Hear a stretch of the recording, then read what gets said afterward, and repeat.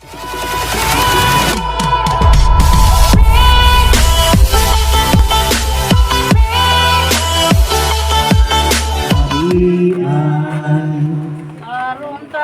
inyong hat, may kahiusahan. Palihog ng ibang tanan. Nakasala kita ang tanan na nahilayo sa Diyos. Apal pinagi sa iyang grasya.